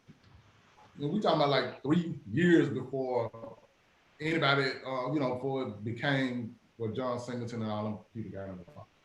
And he had mentioned to me then that he wanted me to do work with him, do something, involved with it. But anyway, years had went by. We didn't hang out a lot, but I would keep in touch. You know what I'm saying? That's one thing I used to do. I used to keep in touch with people. And I literally called him one day out the blue, doing the same thing I normally do. I just keep in touch with people, just checking on them, see how they doing. And that's what I was doing with him. And when I called, the story is he was just so happened to expecting a call from DJ Paul because John Singleton had he had just got John Singleton on board to work with him on Hustle and Flow. John Singleton had already did work with 3 6 Mafia on Baby Boy with Baby Mama, the Baby Mama. So he already had his mind made up that he was gonna work with 3 6 on the music for Hustle and Flow. So when I called, Craig was expecting a call. Just so happened was expecting a call from Paul. So he thought I was Paul when I first called him. So, and I'm just calling like, what's up, man? I'm going down with you, just checking on you, know what I'm saying? And he didn't catch my voice at first. He just automatically thought I was Paul. So he started talking about the movie and everything. And then at some point he was like, and I talked to him, I guess I was talking like, I didn't know what the hell you talking about. Right. Other than what he had told me, some years prior. And then I think once he realized it was me, he was like, oh, this Al Kapone. I was like, yeah. Like, listen, man, John Singleton is behind Hustle and Flow now. He'll be in town tomorrow to meet with 3 6 Mafia on doing some of the music, but I'm gonna get him to come and check out you first because we still looking for the theme song. He said we don't have a theme song yet. And he said I'm gonna bring him by the studio if you can have a song ready. And I said, yeah, man, say no more. I'm on top of it. Say less. Right, say less. I'm on it. So he ended up giving me. He actually went an extra mile. He gave me Terrence Howard's number and told Terrence Howard I was gonna call him to get a little more understanding of what the character is all about. Yeah. So I talked to Terrence and got some more understanding about the character. And actually, at the time, I remember this clearly because I remember Terrence Howard when he was on the TV show Sparks and Sparks. I don't know if you remember that. I remember the TV show. It was a TV show called. Now you made me look it up. Yeah, man, he was on that TV show, so he wasn't this big name at the time. But I mean, people knew him, and I also knew him from Dead Presidents. Yes, he played in Dead Presidents. You know what I'm saying? Iconic scenes. So anyway. I respected him off the top, like, man, this about an official. But I used to tell people, yeah, man, I'm doing something for the actor Terrence Howard, and they didn't know who I was talking about. He was not on that level. He wasn't on that level yet. Like you say with the curl, there's levels to this. There's levels to this, man. He was still Jerry Curl working his way to Hawaiian. Exactly, he was still. But I respected him. He was a nouveau to bring me. That man is official, and I respected his acting and everything. But anyway, I just remember I used to say his name, like they didn't know who the hell I was talking about. I damn near had to break it down. Like, man, you saw Dead Presidents? You remember that part when they was in the pool room? I had to point. Oh yeah, motherfuckers acting like you. Oh, I'm sorry, no. It's bad when you gotta explain it, bro. You just be like, you know what, bro? I got 2 minutes trying to explain Terrence Howard. You'll be like, hold on, wait. And when you see it, I don't want to hear nothing about it. Just remember I told you first. Okay. Yeah. No, I'm saying that's what you telling. That's what you telling. You like whatever. Exactly. So anyway, I talked to Terrence Howe, and that night I wrote the song "Keep Hustling, Keep Flowing." Went to the studio the next morning. Got with my homie Nico. We put the music to it. So by the time Craig and John Singleton came to the studio, the song was ready for them to hear. And once they heard it, they absolutely loved it. You know what I'm saying? They were like, man, you explained the story perfectly. The hook is perfect, the music and everything. It was just what we wanted. We wanted more of a soulful, you know what I'm saying, introspective type of song. And so I delivered. So they were like, man, we rocking with you. And John said, man, we're gonna work out the business later, but I definitely want to do it. I'm about to go holler at 360 when I leave here. And then they were like, man, you got no. I started while they were talking about using that song. Yeah. I played some. I was just playing some of my music randomly. Cause you got to do that. Yeah, randomly. Get Crunk, Get Buck was one of the songs. Yeah. And Whoop That Trick came on, and John was like, "Hey, what's that right there?" You know what I'm saying? It was the same thing. Great. It was my song. It was going to be a song I was gonna put out. And but what was it called? Whoop That Trick though? Yeah, it was called Whoop That Trick. I had a song before Whoop That Trick. That was way more vulgar. And I made Whoop That Trick to be a tamer version of the original song. And they actually used my dialogue. I told them how Whoop That Trick came about. And so that dialogue. Yeah, it's in the when they talk about. They give you writer credit. They give you writer credit for that scene. Huh? They give you writer credit for that scene. I definitely got credits. I got credit and got my SAG and all that good stuff. Oh, what? Hey, bro. I'm saving my money to get my SAG card. I qualified. No, did good. I qualified, but I got. You know, it ain't cheap. Yeah, and it'll happen, man. But anyway, they when he heard Whoop That Trick, he was like, man, we need that first raw song, and that's it. You know what I'm saying? And he was like, man, can you write it to fit the character and all that stuff? And that's how Whoop That Trick came about. And I remember when Terrence came in to record it, like I had already laid all the verses down, so he had to relearn the verses and re-rap them.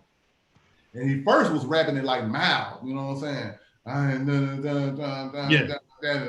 no, you produced him, bro. You produced him. Like, no, man, you gotta turn up, man. You gotta get buck in this junk. You're like, bro, it's Memphis, bro. Man, it's Memphis, man. You be on.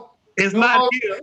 It's not here. I love the Dubs. I love my West Coast fam. I love them to death. But yeah, man, you in the M right now, man. I need buck. You know what I'm saying? So I had to push that energy out of him to rap it with aggressiveness. And he did the first verse. We finally got it down. Like, yeah, he got it. He got the energy now. He did the second verse. Then the third verse, he actually started getting hoarse, and he was struggling through finishing the third verse. By the time he finished the third verse, his voice was gone. He was like drenched in sweat coming out of the booth. He was supposed to do the hook too, because it was me on the hook. Yeah. He was supposed to redo the hook too, but his voice was gone. And he was like, man, I ain't got that. So they were like, man, just like keep Kapone voice on the hook. Just keep Kapone voice on the hook. That's how my voice ended up staying on the hook. Wow. Terrence had lost his voice by the time of the third verse.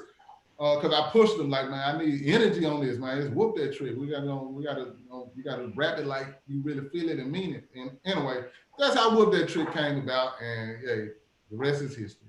So how many songs you had in that movie? I had 3 total. Actually, I had Mailbox Money. It's a beautiful thing. Mailbox Money, baby. Oh yeah. I ain't mad. So now, did you win any awards for that? Yeah, I won the Critics' Choice Award, which I remember going to that award show, not really knowing, you know what I'm saying, the significance of it. They actually flew me out to go to it, and I got family in LA in South Central. So I had hit my cousin the Crip. So I'm like, man, cuz, come go to me with this to this show, you know what I'm saying? Then we're gonna ball out later. not really knowing the significance of the show. Yeah. Pick us up in the limo. We like, I got a t-shirt, do-rag, you know what I'm saying? That's when I had my goals in. Yeah. You know what I'm saying? Me and her got the way, we get in the limo, we go to it, and we get there, and we see like black tie. Man, it's like black tie, and it's like, I'm like, it's pretty much identical to the Oscars. It just doesn't have the Oscar name, but pretty much all the same people that go there. Same people. They go there. So I'm seeing Steven Spielberg, I'm seeing Angela Bassett, and you know what I'm saying? So we walk in the red carpet. I'm so green. The publicists at the time, they'll go to the camera folks, like, they have Capone. So they like, have Capone. When the paparazzi taking the picture of you, y'all, I'm gonna teach y'all something that if the ones that don't know, if you ever get there, when the paparazzi taking a picture of you, look at all the stars when they do it. You stand, you get a pose and let them get their snaps. You change another pose, let them get their snaps. I'm green as hell. I'm have a ball. Yeah, man, you know what I'm saying? I'm at a hood video shoot or something. Yeah, man, one of the cameramen said, hey, stop moving. Stop moving, fool. And folks, they were looking like, these niggas, man, where did they come from? These folks, country dudes. Hey, man, so how the pictures look? They blurred? Was the picture blurry? They probably was. Exactly. And they probably bought the ones where you were looking crazy. Man, but anyway, so I'm saying that to say that's how green I was about what was going on. And then we finally get in there, we sit down, I'm like with like a lot of movie stars everywhere. Right. Big producers everywhere. So they finally named our category, and Dolly Parton was in the category. So in my mind, man, I'm just happy that, damn, I got nominated with somebody as iconic as Dolly Parton. Like, she gonna win, it's all good. I'm just, man, the fact that I'm even here in that category is dope. Then they announced us as the winner. I was like, whoa. I was nervous as hell because I wasn't expecting it. I'm like, damn, we got to go accept the award. Right. Then he looked at me like, come on, like, oh, shit, I got to go up there. Right. So we go up there. Terrence do his speech. Then I'm like, man, as long as he talk, I ain't got to talk. I'm cool. I'm up here. Come on, Al, you gonna say? I'm like, oh my God, I gotta talk. Whoa. But anyway. Look, hey, hold that part of the story. Hold that part of the story. I'm gonna show you what I found.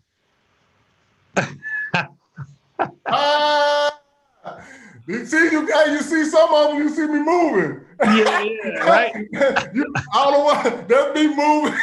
I swear to God, that when I'm literally like, yeah, they like, man, dude, this the Let's see. And we would definitely do this backstage. Found it, man. Damn, you found it. Wait, they just, here you go. This is the Getty. Getty only got 3 for you, though.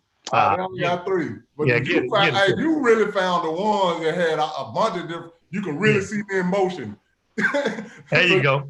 So you know I ain't lying, man. It was really like, yeah, man. So you went with the Hustle and Flow t-shirt? Yeah, that's what it was. I had a Hustle and Flow t-shirt. Wow. I'm gonna rock the Hustle and Flow t-shirt. It had Memphis, Tennessee on it, so I'm like, I'm ripping Memphis, so it's all good. But again, I had no idea people like George Clooney, and it was like the stars was there, and I'm like, holy crap, I didn't even know. Yeah. I didn't realize the Critics' Choice, and they aired it. It was like it broadcasted. Oh yeah, it was on TV. So people were calling me from different states saying, man, I saw you on TV. That's how green I was, man. I didn't even know. I did not know. Here you go, man. Look, here you are. That's when Terrence just said, yeah, go. He just told me to come over and say something. He said go. And here you are. Yeah, even though I was cool and I you know what I'm saying, I repped my city to the fullest, and I was cool in my speech, but on the inside, I was nervous as hell, man. Right, I bet. But I did good. Man. I represented. I told them to come to Memphis, get some good barbecue. You know what I'm saying? I told the whole audience, man, y'all come to Memphis and get some good barbecue. You know what I'm saying? And man, they loved it. You know what I'm saying? Bruh. They loved it. That's classic. That's classic, man. That is classic. So you get a Critics' Choice Award. Yeah. But you're a nominee at that point. You're up against Dolly Parton and who else is in your area? It was some more people, but Dolly stood out. So hey, bro, and we got something in common because when I got one of my nominations 2 years ago was against Willie Nelson. Wow. Yeah, yeah, man. I'm all worried about Willie Nelson, man. We got backdoored by I forget her name now. She won like 3-4 Grammys that year. Wow. Yeah. But anyway, yeah. I'm talking about Dolly Parton though. They asked Dolly like, how did almost trying to make it seem like how you feel losing to that? Yeah, like you know what I'm saying. But she was like on some. She was super gracious. Like she was like, man, now he deserved it. And I'm glad it was a fellow Tennessean because you know she's from Nashville. I'm from Memphis. Yep. She like gave it up and showed love like that. Yeah. You know? So I already respected her anyway, but after I saw how she responded to, you know what I'm saying, you know, by saying what she said, I was like, damn, that was 100, man, that she. Can't say nothing about Dolly to you. Yeah, she could have hated, you know what I'm saying, but she didn't. She showed love. Yeah. So did you do on the red carpet, just bringing people into the backstage, on a major event like that? Did your publicist was working for you? So you did go through with the publicist? I went with the Paramount publicist. Oh, okay. So they took all of that, They took care of all of that for you. Yes. So you were with Paramount's publicist and you were going, and so you did all the interviews down the red carpet. Exactly. Yeah. Were you ready for that? Man, I didn't even, again, I didn't know what level it was on. You know what I'm saying? I'm thinking it's like a little, when they like the hoodie. Like, you know what I'm saying? A little small, you know, not knocking nothing small, but I didn't think it was what it was. Right. So I didn't, it caught me off guard because I did not expect what I saw when I got there. What your cousin said? He was the same way, like, damn, cuz, you didn't tell me it was like this. I was like, hell, I didn't know. I didn't know, man. I promise you, I didn't know. Hey, that is so awesome and so classic.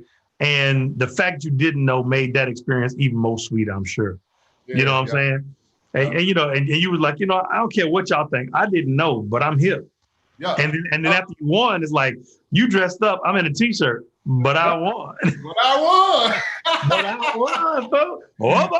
Oh, boy. And again, I kept it so 100 when I got on the mic, and when I did say something, even though I was nervous.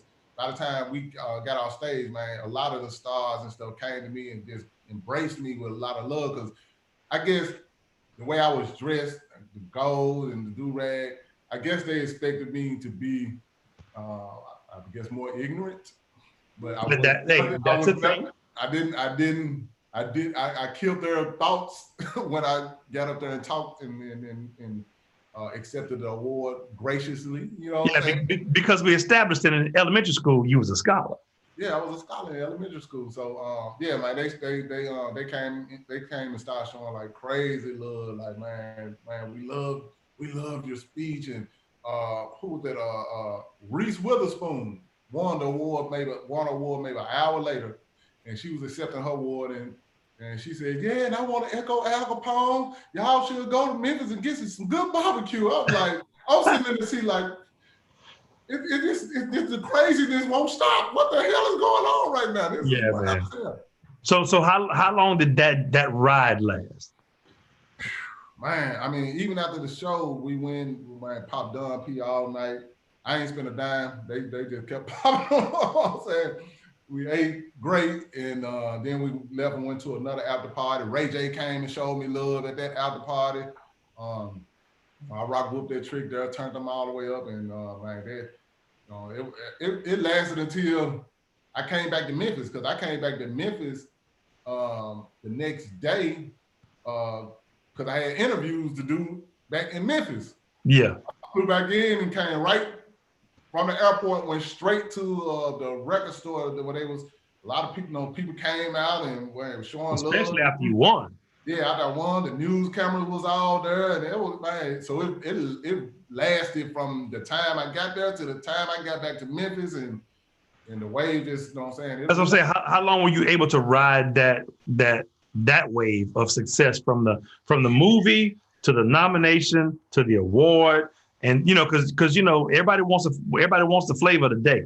Can you explain? Because I like I said, I had PJ was on here. He kind of could explain it because it's crazy.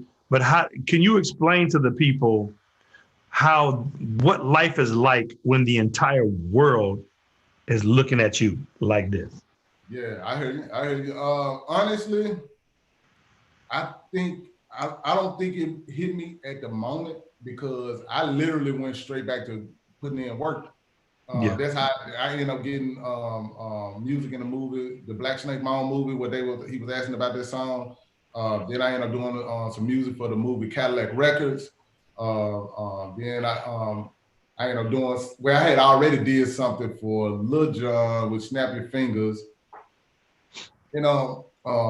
Worked with T-Pain them on the E40, you and that. So I had a lot of other stuff going on. I just kept working. Yeah. And I just kept working and I think it didn't really hit me until so that's all happened around 2000. It was around 2005. So around 2010, it was 5 years later before it really hit me. Because I was going in at that point. It was like, you got to make hay while the sun shines. You got to make hay while the sun shines. I'm writing and producing, you know what I'm saying? And then at the same time, I'm developing myself because I was an independent artist the whole time anyway. So I'm still, putting out independent records and still doing shows. And so I was like just doing a little bit. I just was working, you know what I'm saying? Like I said, hustling was in me since I said the 6th grade, but hustling was in me since the 4th grade because I first started throwing newspapers in the 4th grade around the neighborhood. You know what I'm saying? When I found out that I don't know how it came to me, but I think however way it came to me, they were like, you can throw these papers and you'll make this much based on how many papers you throw.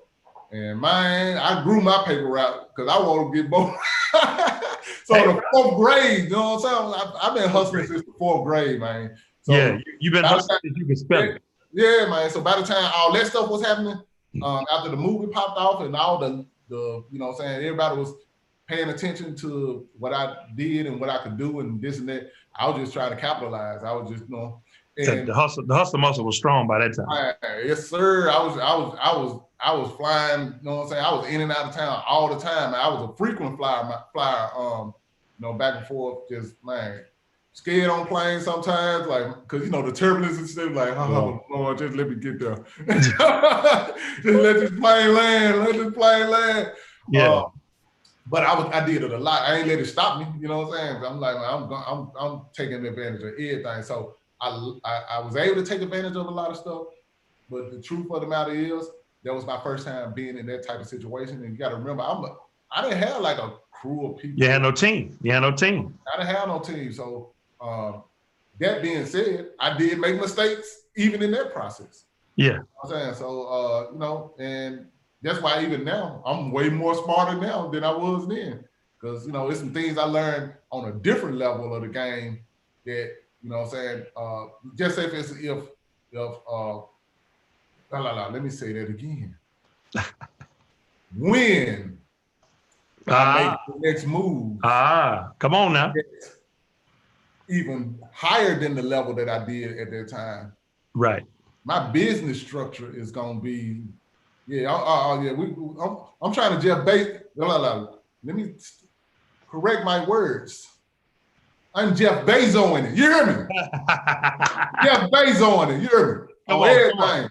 Yeah. Man, it's gonna be a problem. Yeah. I'm the humble Al, man, but I'm Jeff Bezos in it. You know what I'm saying? Y'all when this little road come back and I see it, when it hit again. No. And it ain't all about just hitting with a movie or something like that.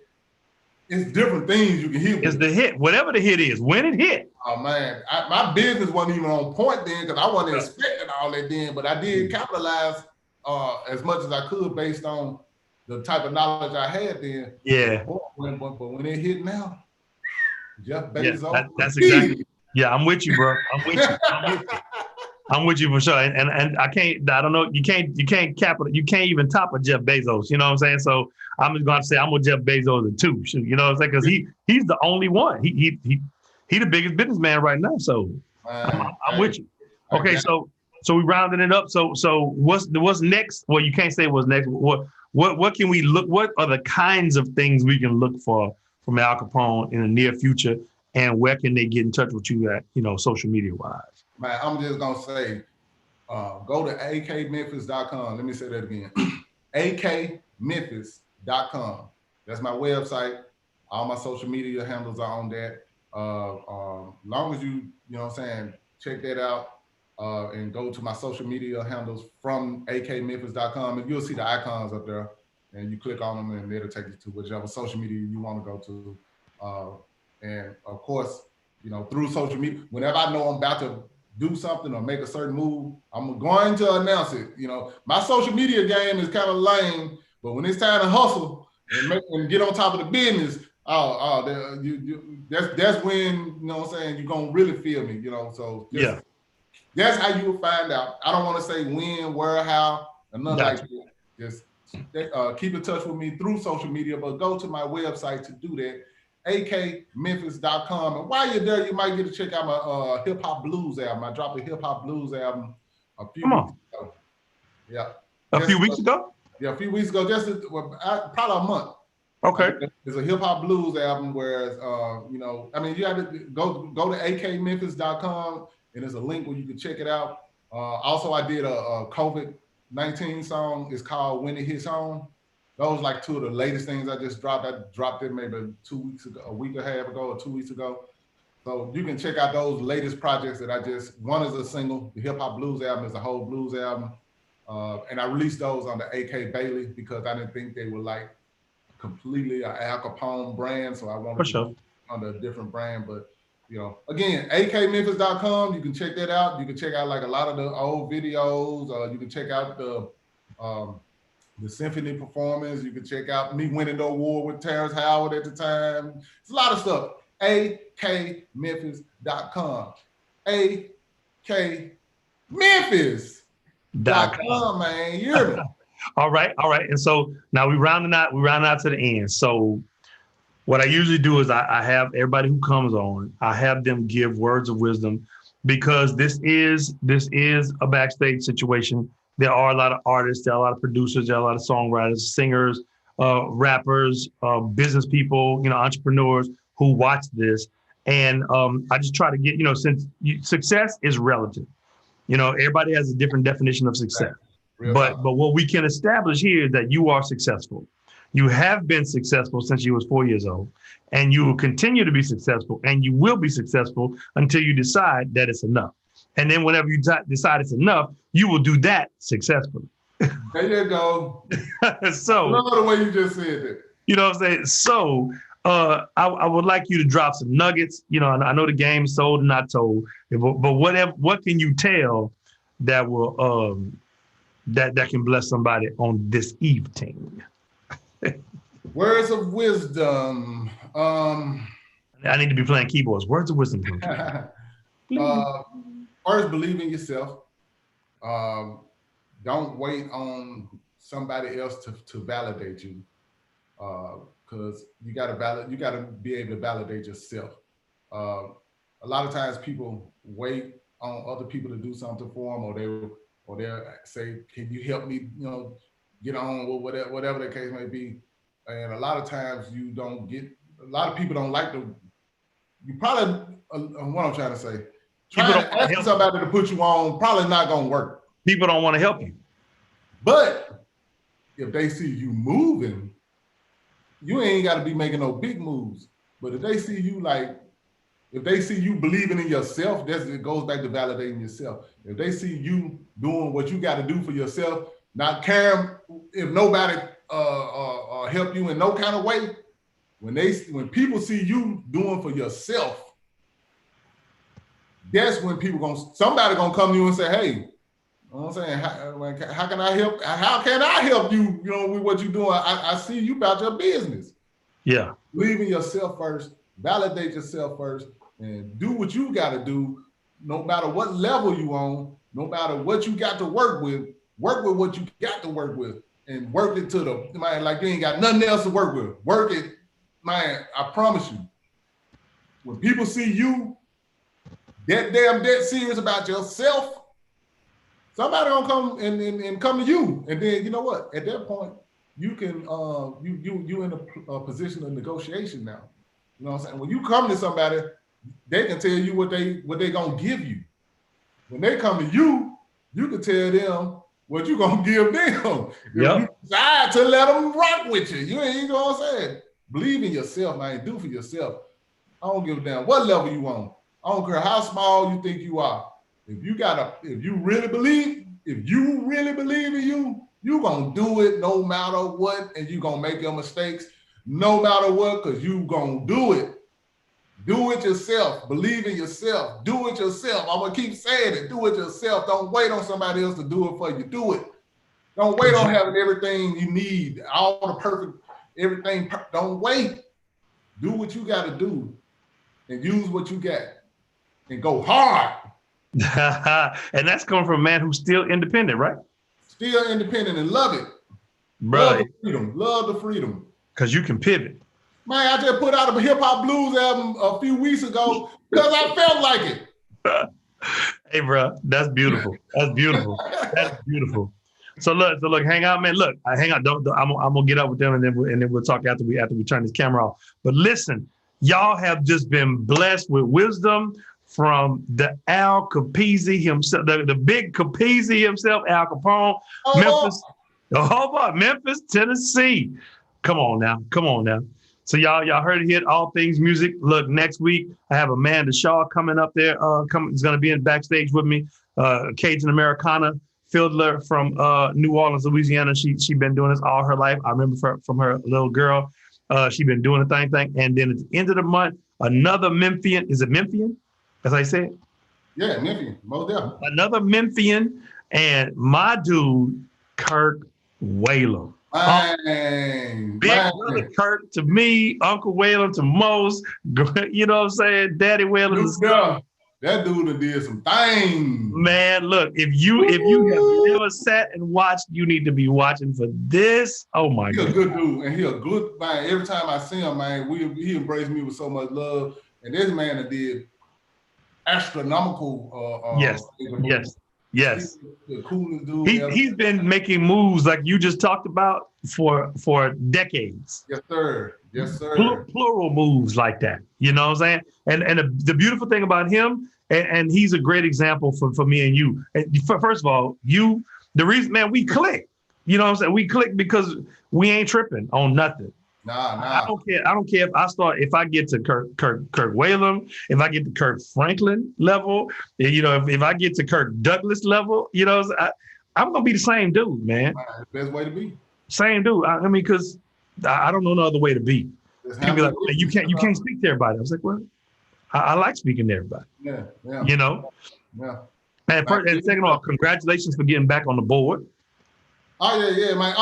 And a lot of people don't know, man. Like, I was one of the first, I was the first hip hop president in the whole Recording Academy. Back in 2008, I was the first hip hop president of a chapter. Yeah. So what the Recording Academy has 12 chapters from around the country. And what he said, which I didn't know, I knew he was president, but I didn't know he was the first hip hop president of any chapter. That's not LA, that's not New York, that's not Philadelphia, that's not Chicago, that's not Atlanta, Memphis.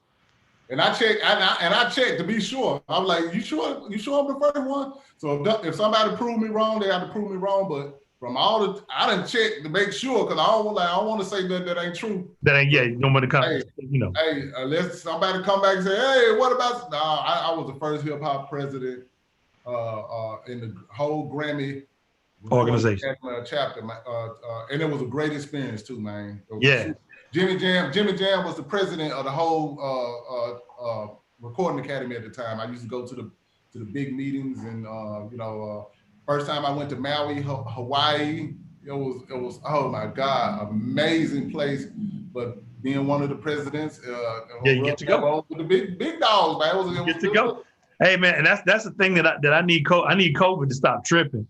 I need people to stop tripping, and I need COVID to stop tripping because we got to get back to doing what we do, man. Yes, sir. Yes, sir. Yeah. So look, y'all, thank y'all so much. Thank you so much, Al Kapone, man. I appreciate you for saying yes, bro. You blessed the people here today with great knowledge, a great story. I love it. I learned some stuff, man. And when we get to hang in person, it's gonna be greater. We're gonna have to say less. All right, y'all. We'll see y'all. Hey, when you come to Memphis, I'm you know what I'm saying. We're gonna ball out. And when I get to Louisiana, man, hey man, you already know, man. I want to feel the Louisiana love, man. Hey, Southwest Louisiana, man. We're gonna eat. We're gonna eat for sure. Yeah. We're gonna eat for sure. And we look and it's a whole nother 30 minutes, but we like to eat and drink and kick it down here, man. Okay. That's why Lake Charles is #1 per capita for COVID, because we can't stop eating and drinking together. Definitely after this, because I ain't not trying to get. I ain't trying to. All right, we'll see y'all next week. Hold on, guys. Hold on. Do your thing. Do your thing.